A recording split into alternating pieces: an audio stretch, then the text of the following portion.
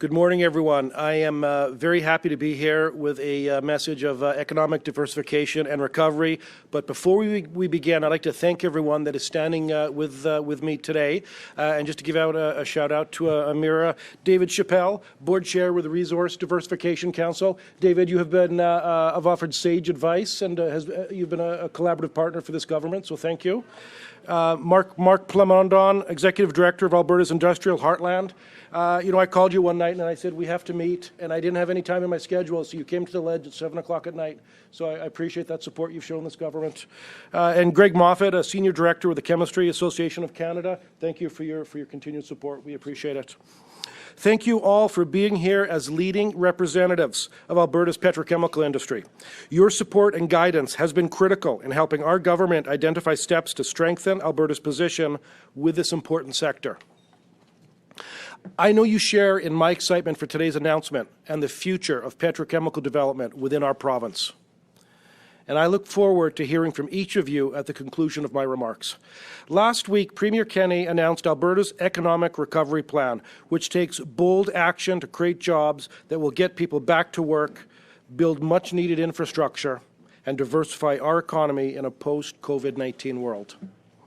It brings me great pleasure to be here today to announce an initiative that will further this work by encouraging tens of billions of dollars of investment into our province's petrochemical manufacturing sector. Based on current capacity, Alberta is already Canada's largest petrochemical manufacturer. In fact, in 2019 alone, the sector was valued at more than $12.1 billion and employed approximately 58,000 people, both directly and indirectly. But we're really just scratching the surface of our potential. The sky is the limit for the benefits this industry can provide to Alberta. Our province's existing experience and successes mean that Alberta is uniquely qualified to capitalize on the tremendous opportunity in front of us to help meet the growing global demand for petrochemical products. It is true that we are a Canadian leader in the sector, but beginning now, we're going to set our sights much higher. Over the past decade, the United States has attracted more than $250 billion Canadian in investment in this sector, more than 10 times that which was invested in Canada.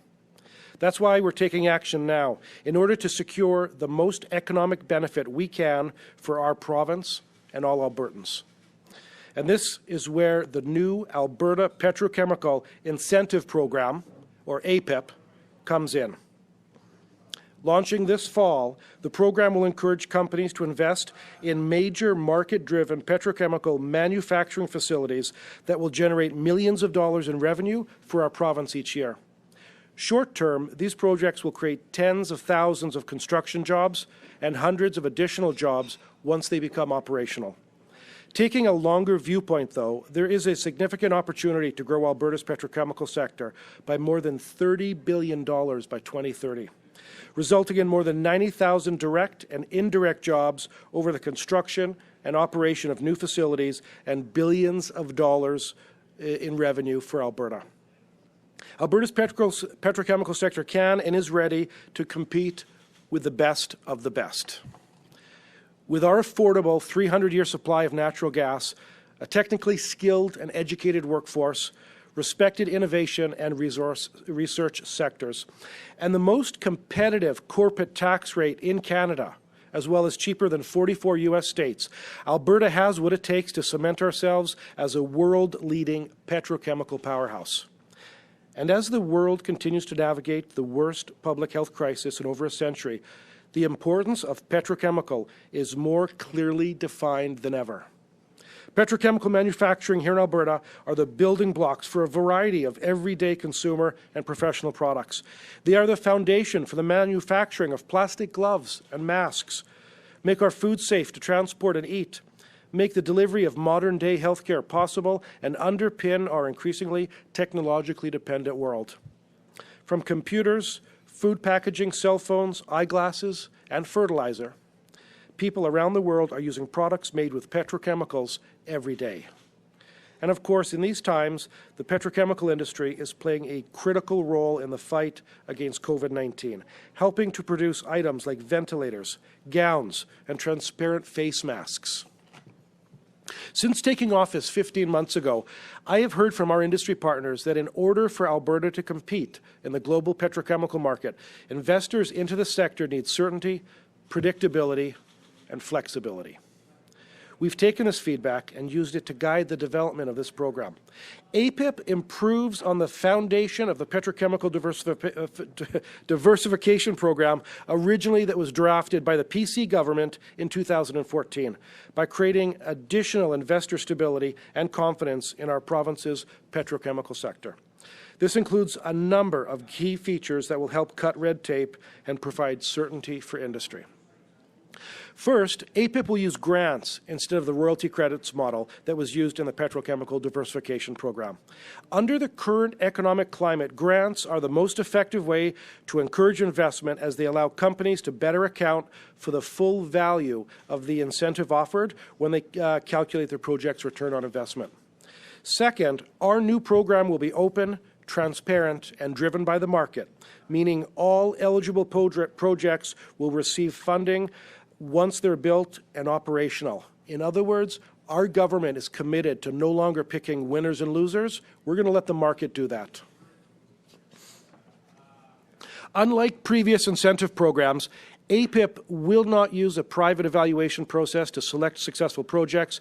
Every project that meets the program criteria will receive funding. Which brings me to my third point. After launching this fall, the program will be open year-round for 10 years with no intermittent application deadlines, providing companies with a significant window for eligible projects to be built, become operational, and receive funding. So in other words, we're going to stop asking industry to revolve around government schedule. We're going to revolve around theirs. As a result, investors can be confident that funding will be available at times that align with their project investment cycles and not when it's simply convenient for government to provide the money. Lastly, and more importantly, our new approach mitigates financial risk for Albertans. While all eligible projects will receive funding, they will not receive a single dollar amount until they are operational and producing value-add petrochemical products to the Alberta, Canadian, and global markets. Through APIP, we will protect Albertans' best interests and future economic prosperity by ensuring the appropriate checks and balances are in place before doling out government dollars. And we will be able to do this while at the same time attracting large-scale investment into our petrochemical sector, creating jobs, and helping to meet the growing demand for life-enhancing consumer and professional products. Make no mistake, we are going to become a destination for world-class petrochemical facilities. As part of this due diligence, we will be working with industry partners over the coming weeks to finalize details of the program's technical design, including its application process, governance, and reporting requirements. Following this work and in the fall, we will announce the launch of APIP, at which time companies will be able to apply for the program. We are taking what we've learned from previous government programs, as well as from successful competing jurisdictions in the United States, to create a longer-term, more streamlined and market-friendly program. The Alberta Petrochemical Incentive Program is a key part of our government's plan to support Albertans' economic recovery and turn Alberta into a hub for world-class petchem facilities that are going to employ thousands of future Albertans. In doing so, Alberta would become a leading global supplier of petrochemical products, helping to set our path toward a new, innovative, and diversified economy. Thank you, and I will now pass the podium over to Greg Moffat, Senior Director of the Chemical Association of Canada. Thank you. Thank you, Minister Nally. I want to start by saying that from the perspective of the Chemistry Industry Association of Canada, the Alberta government is the most focused and driven government in Canada when it comes to the role chemical and plastic manufacturing will play in the post-COVID economic recovery. With the announcement of this groundbreaking Alberta Petrochemical Incentive Program, the government is moving forward with a transparent and predictable multi-year investment framework that sends a strong message to investors. Alberta is open for business and ready to compete for more global-scale investments in the province's chemistry and plastics manufacturing sector. Due to a variety of factors, Canadian jurisdictions have been missing out on important investment opportunities. Over the past 5 years, we have seen more than 300 global-scale chemistry investments announced in the United States worth close to $300 billion. Where Canada should have seen 25 or 30 of those projects at a projected value of around $30 billion, we have seen only 3 projects break ground to date in Canada, worth close to $11 billion. While we should celebrate the projects underway, it remains an incredible missed opportunity that we have not captured the full value of projects available here in Alberta and in Canada. There are many different pathways to make the essential chemistries that the world needs on an ever-increasing scale. That Alberta's access to abundant, low-cost, low-carbon natural gas and natural gas liquids means that those chemistries can be produced here with a fraction of the greenhouse gas footprint of oil and coal-based chemistries in other countries. Previous governments in Alberta saw opportunity in the sector and brought forward the Petrochemicals Diversification Program. Of the initial $500 million, 2 projects in the propane value chain worth $9 billion are under construction. PDP2 saw $1.1 billion worth of supports made available, with $150 million committed to date to support a $3 billion methanol facility in Grand Prairie and a $600 million derivatives facility in Alberta's industrial heartland. With the Alberta Petrochemical Incentive Program, this government has taken a bold and decisive step toward energy and economic diversification to attract major capital investments, multi-billion-dollar investments, which take up to 10 years before they are complete. The opportunity of even 1 new ethane cracker and associated infrastructure in the province represents an $8 to $10 billion investment on its own. And we have enough ethane available in Western Canada to build at least 2 crackers. Make no mistake, today's announcement will move the needle. The opportunity across the natural gas and natural gas liquids value chain in chemical manufacturing is a prize worth pursuing. In closing, on behalf of the Chemistry Industry Association of Canada and our members, we want to thank Premier Kenney, Cabinet, and government MLAs for taking this bold step. Thank you, Minister Nally, for your leadership, and to the Alberta Public Service for their active engagement in bringing this program forward and setting the course for a prosperous future for Albertans. We are committed to working with you to successfully implement the Alberta Petrochemical Incentive Program and to work together to build the case for Ottawa to also signal support for Alberta chemistry sector investments. Thank you. I would now like to turn the podium over to Mark Plamondon with Alberta's Industrial Heartland.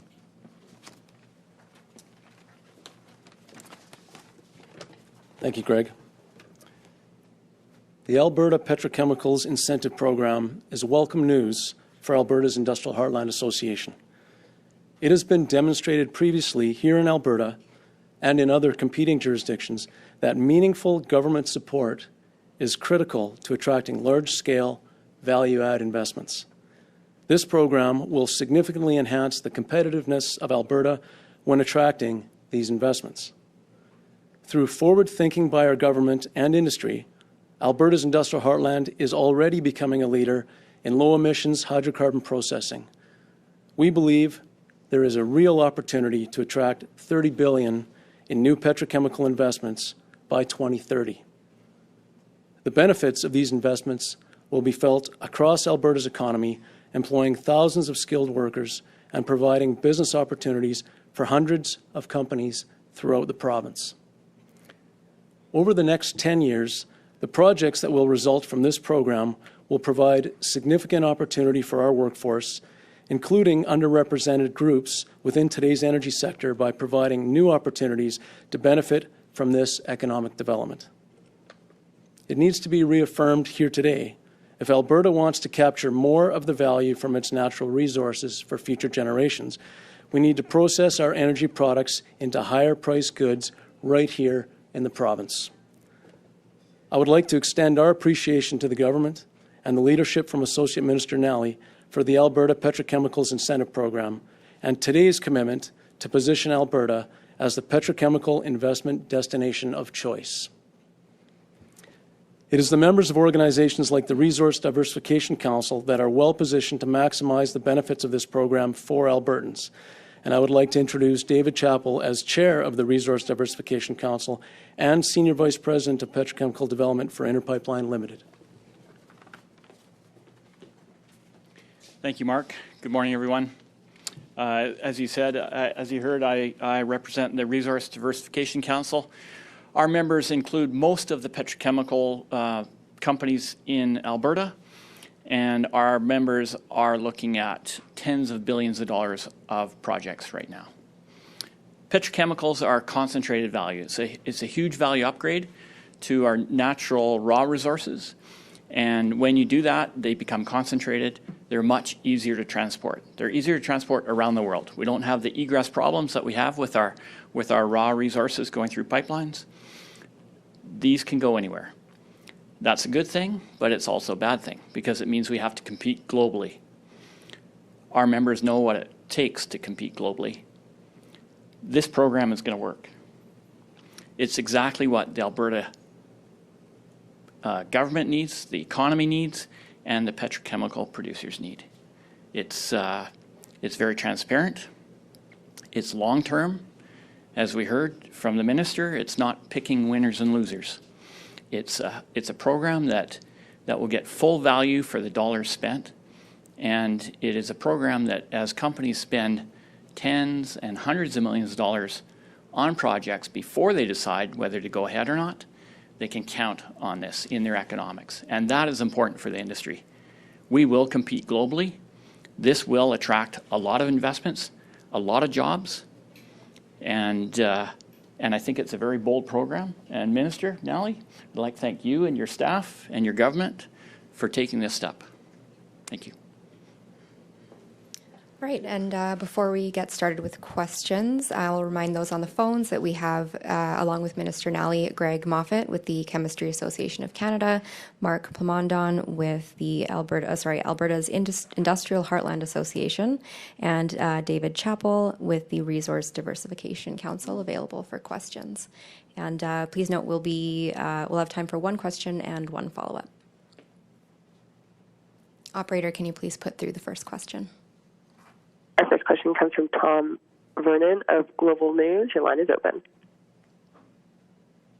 Hi, thanks for taking my questions. Associate Minister Nally, I guess first of all, how much is this going to cost? What do the grants look like long-term over the next decade? What are Alberta taxpayers going to be paying out to these companies?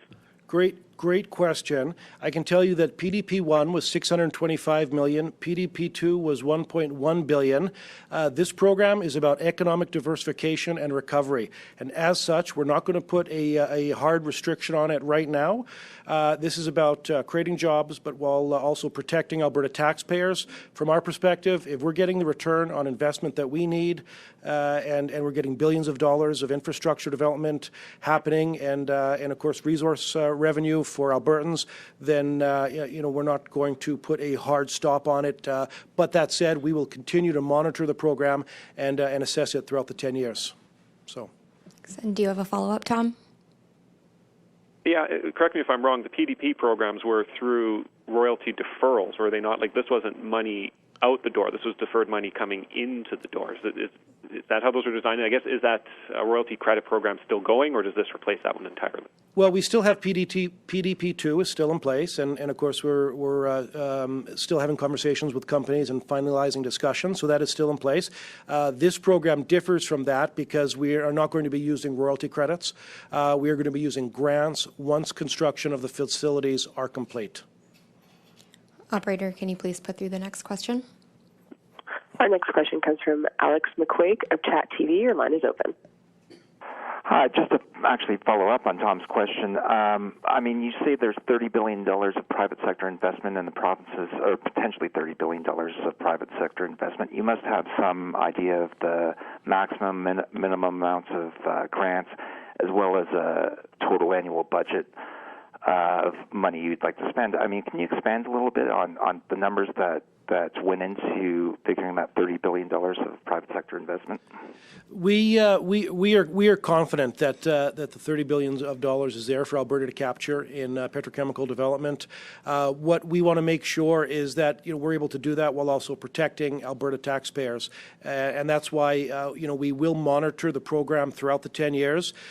For example, we probably wouldn't want to see $1 billion all go out the door on day one. That would be a tough one for us to launch. So of course, timing is going to be an issue. Those are the details that we're working out right now because we are still finalizing the technical details in conjunction with industry, but we will monitor throughout the 10 years. It's possible that we put in an annual cap, but it hasn't been decided at this point. Do you have a follow-up? Yeah, I mean, the $30 billion, you must have had some numbers go into figuring out that $30 billion numbers. Can you explain what the math was to generate that $30 billion of private sector investment?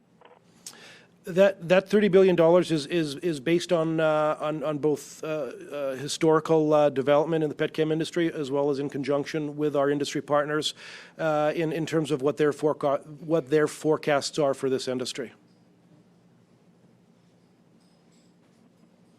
Do you want to have a comment on that? Sure. I'm going to pass it over here to Mr. Plamondon. Thank you for the question. You know, at Alberta's Industrial Heartland Association, we work with numerous investors from around the globe, and there is significant interest in methane, ethane, and propane value chains in the petrochemical space. And so when we look at all the interests around those value chains and the potential projects that can come to Alberta based on the opportunity of the cost-advantaged feedstocks, our skilled workforce, as well as all of the infrastructure that's in place, we can easily see a $30 billion opportunity between now and 2030. So that part of that number, as Associate Minister Nally said, is based on discussions directly with industry, but also on estimates based on what we see in the methane, ethane, and propane value chains. Great. Operator, can you please put through the next question? Our next question comes from Lisa Johnson of Post Media. Your line is open. Hi, good morning. Just to go back to Tom's question as well, I'm wondering if there's a cap on each project grant and what the conditions for that might be. And I understand that we're light on details right now because they're still being finalized. But, for example, you know, for the Interpipeline Heartland Complex, which is already essentially a done deal, but it's not operational, would that project receive grants?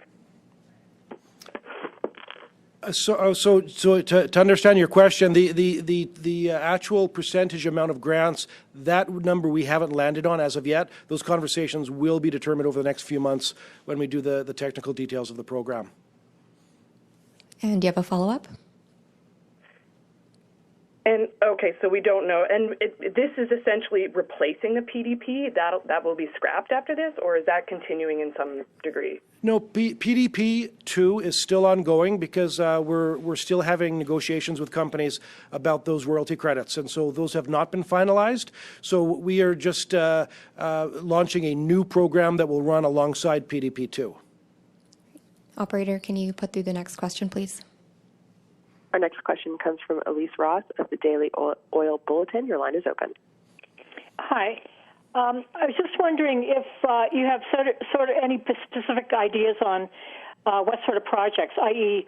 another cracker or two, or are there any thoughts that are fairly advanced, I guess, in the system?